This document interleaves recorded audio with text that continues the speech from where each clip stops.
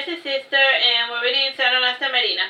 This is Chapter 10, The Hunting Trip.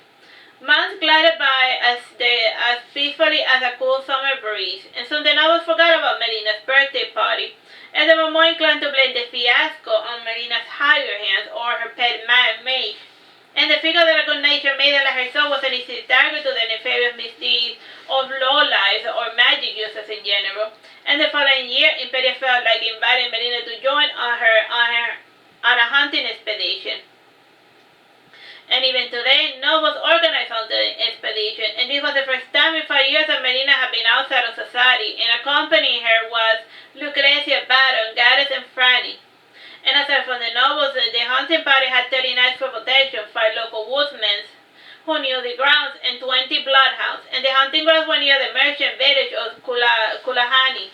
And it was only a day's journey from Sassari, and as was customary, Melina was to ride within a carriage.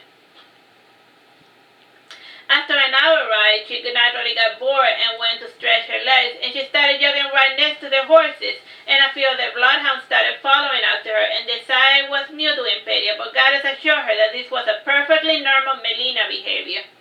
And Baron had also gotten out of the carriage, and he tried to keep up with Melina. However, he had gotten tired after running for more than 2 hours, and he leaned back to the carriage in defeat. And after jogging for 3 hours, Melina went to ride with Gaddis, and she sat with her back to him, lazily watching the monotonous road stretching out behind her. And from time to time she said, "Oh, look, a rat." "Don't you mean a squirrel?" inquired Gaddis. "Squirrel, rat, they are both the same thing," said Melina, yawning. "If you say so," answered Gaddis, not desiring to argue. "What's Boris up to?" asked Melina. "He was named captain of the guards in Aragon, and he acquired the position thanks to his father's connection. And it was his idea of a reward for finally getting married to a rich noble maiden," answered Gaddis, sighing. "Let me guess, Boris found his job boring, and his new pretty wife too bores him to tears," said Melina, smiling. "Something like that," said Gaddis. "Has he been visiting the houses?" inquired Melina. "All the houses in Aragon are of questionable quality, and he's not the sort of man to jump in head first into murky waters. And what truly bothers him is the peculiar aroma of the city," explained Gaddis. "If he hates it there, then why doesn't he move?" inquired Melina. "It's not that simple. The wife has all her family in Aragon, and her father doesn't trust Boris, so in the meantime he has no choice but to play their game," answered Gaddis. "I never knew Boris to be a pensioned man," said Melina. "Necessity can make any man a slave to his in-laws," said Gaddis, sighing. "If you want to, and I can see about fixing Boris' predicament," offered Melina. "Thank you, I mean your dad," said Gaddis, who missed his friend. Gaddis was one of the few people who did not mind talking to Melina in such a common fashion, and most people found it annoying how she rarely looked at you in the eyes, and Gaddis figured that Melina had her reasons, and as of late Melina's eyes had an unnatural cyan color, and her eyes also rarely changed anymore, and Gaddis imagined that Melina had sometimes to remind herself to do so, to pass for a true nymph, and he kept all of his stuff to himself. It was thus when Impedia's hunting party arrived to the village of Kulani, and the party took up all of the rooms in the best inn, and when the night fell, Gaddis went to Melina's room to carry out his order, and he locked both the door and the windows to keep Melina from going on her nightly wanderings. And Impedia feared that Melina would get lost in such unfamiliar surroundings, and Gaddis thought that by locking the windows was an unnecessary precaution since they were on the 4th floor. He knew that Melina was nimble, but he doubted that she had the physical dexterity to climb down a stone wall or just jump from it and land nimbly without breaking her legs. Regardless, he carried out his order. Around midnight, Gaddis was fast asleep, and a faint rattling by the window roused him from his slumber, and he lighted up a candle and rose from his couch, and he was startled when he saw twin emerald eyes staring back at him, and taking a step back, he said, "Melina, by the gods, don't you ever sleep?" "You know I don't do so often, Gaddis dear," she added. "Now that you're awake, open the window for me. It is rather hot." Yawning, Gaddis said strangely, "Fine, I will open the window, under the condition that you promise you won't try to climb down." "I promise I won't climb down the window while you are awake," said Melina, giggling. "Melina, I'm serious. I don't want you to get hurt," said Gaddis, raising Melina's chin to force her to look at him. Under the candlelight, Melina's eyes seemed pitch black, and she disdainfully brushed his hand aside and said coolly, "Fine, I promise not to climb down the window." Gareth sighed with relief, and he knew that Melina was not the type to break a promise, and he eventually opened all the windows and allowed the cool night breeze to enter within, and he too felt more comfortable with the cool night air entering the room, and he was soon in a deep slumber. And Gareth awoke with a start due to a hard knock on the door, and the sun was rising over the forest, and he was pleased to know that Melina had spent the night sewing. And Melina was the one to open the door slightly ajar, and she asked, "What is it?" "I come to inform you that breakfast is served," said a harsh voice of the innkeeper. Melina yawned and said, "Gareth, you go on ahead, and I had to undergo my morning libations." Gareth nodded in response, and he made his way to the second floor, and he knocked on Franny's room. And he was surprised to see Franny awake, and he said, "Good morning, Francesca. How fares Melina's pet elf?" "That's not a very nice thing to say, and the name is Baron," interjected Baron, narrowing his eyes, and Baron always went to sleep as soon as the sun went down, and like clockwork he would awake the moment there was even a hint of a sunrise. "Forgive me, young Master Baron," said Gareth, giving a mocking bow, and he uncombed Baron's blonde hair before going to the dining room. You know, like how you do with little kids, you messed up their hairs? Stupid kid. When Gareth left, Baron said to Franny, "Why, he's so mean to me." "He's just teasing you, Baron," said Franny, yawning, and she had the hint of dark lines under her eyes, and she thought she had done wonders to mask it well with her makeup. And by sunrise, all of the nobles had eaten and were ready to begin hunting, and they were surprised to see Melina already saddling her mount, and in the city of Sassari it was not uncommon for a woman to participate in hunt, and impede had insisted that all of the maidens be taught to use at least the bow, and this was a unique practice only in Sassari, and Melina was using a queer-looking bow. She had fashioned herself, and it was the same size as a trainer's bow, except that the leaves were curving into the riser, and she also drew the bow using her thumb and ring finger. Aside from the strange design of the bow, Melina was wearing the type of outfit that would have gone with the style that had gone out of style centuries ago, and the dress was a solid piece, and the top clung to her frame, and the long sleeve was only in one hand which held the bow, and this hand had a golden armband on her shoulder, and two simple hoop bracelets in her hand, and the other hand had a thicker golden bangle, and the dress itself was had golden elaborate red patterns. Melina mounted her horse without anyone's help, and she rode out of the stables and waited for the others to hurry up, and riding beside her was Gareth, followed by Baron riding his little pony. The pony was of an unknown breed, and Baron's gleaming eyes betrayed his excitement at participating on his first hunt, and his pony shifted nervously, sensing his rider's excitement. And when our assembled, the hunt commenced, and Imperious hunting party was searching for a hart. The hart in question had 10 horns, and the hunters and knights had already laid down the strategy during breakfast, and this group was the first to disperse with the hunting dogs, and Melina slowly rode through the forest, and she was followed by Franny and Baron.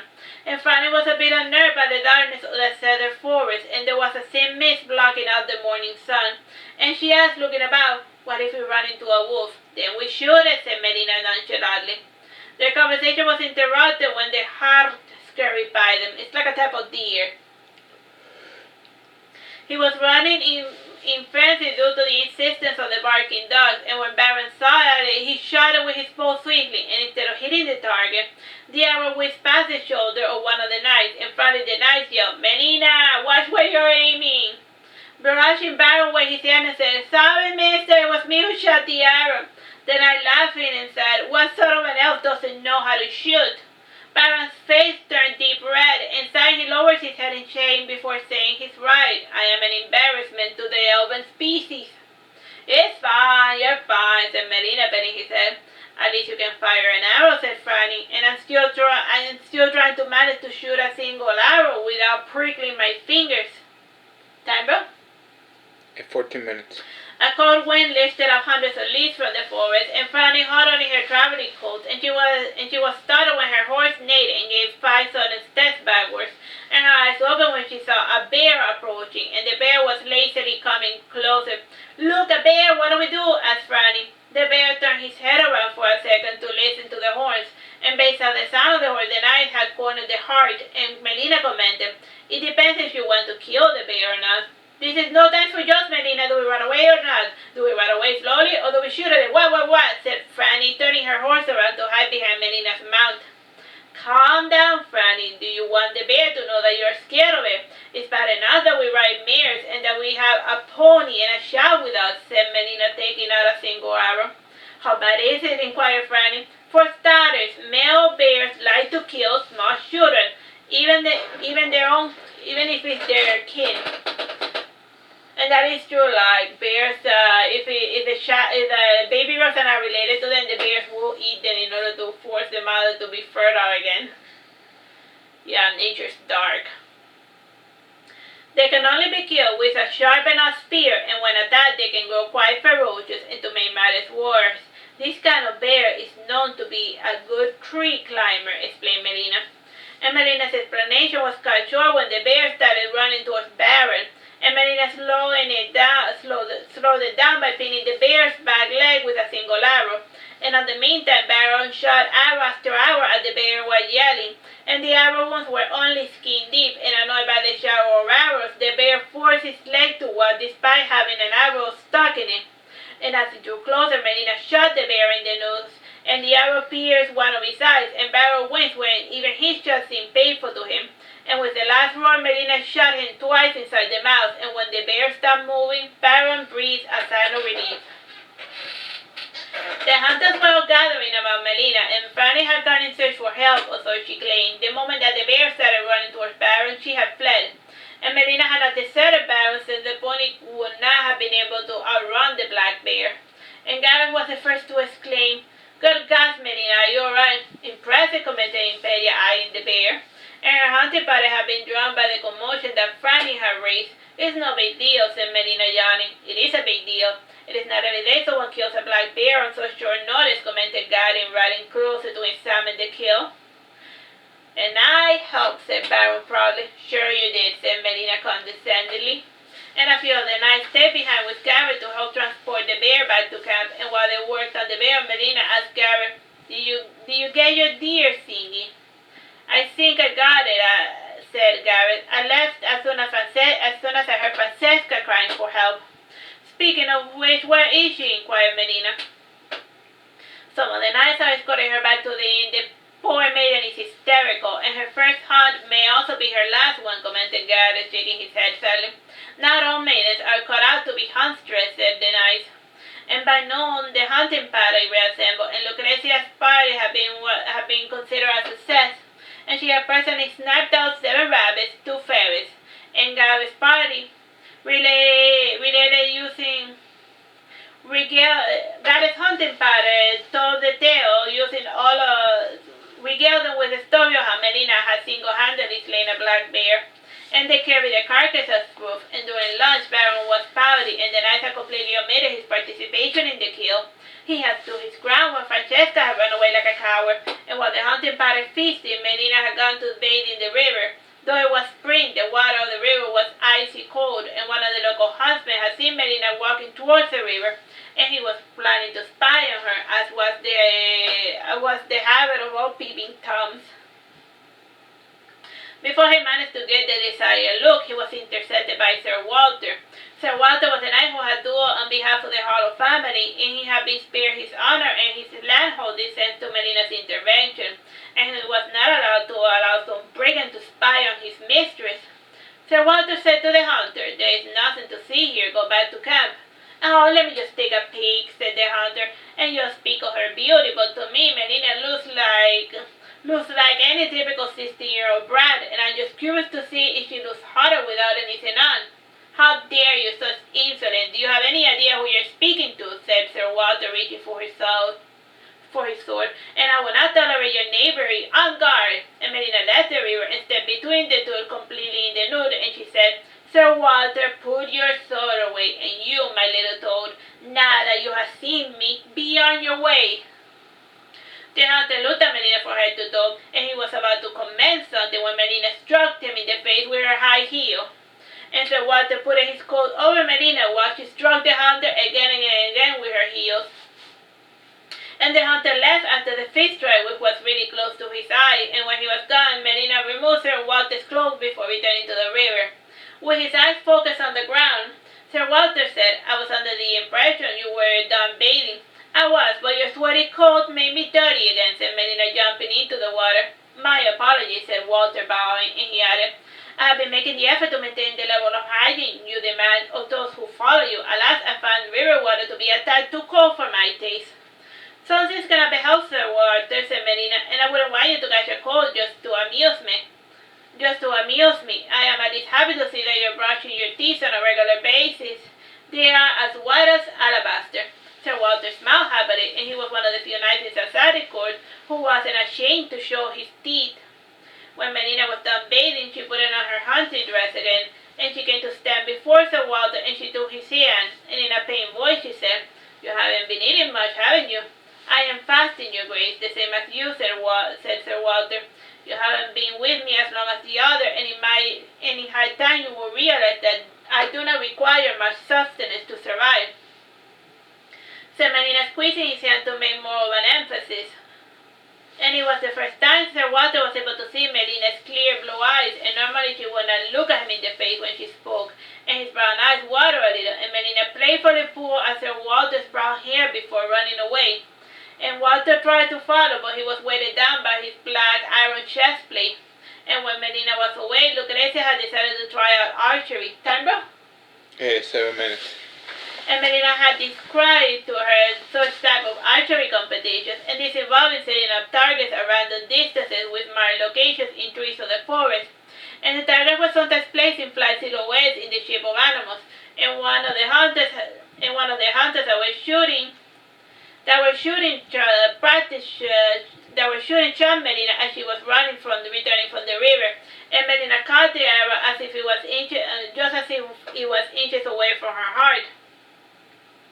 There were some hunters doing archery competitions, and then one of them accidentally shot at Melina as she was leaving the forest. And Gareth was the first to start striking the hunter, and the hunter said while shielding his face, "It was an accident, I didn't see her." When Melina arrived at the scene, followed by Sir Walter, she said, "Stop it, Gareth, no harm was done." Gareth was relieved to see that Melina was alright, and to him it seemed as if Melina had put her hand to her chest after being struck by the arrow. And hugging Melina, Gareth sobbed and said, "I thought we lost you." Sir Walter pushed Gareth aside and then said, "Regain your composure, man. Your behavior is most unsightly." Fanny too ran towards Melina and kissed her, and she exclaimed, "By the gods, it's a miracle you went unharmed by the arrow." And Barrow tugged at Melina's skirt, and she listened to carry him, and she whispered in her ear, "You have to teach me how to catch arrows with your hand."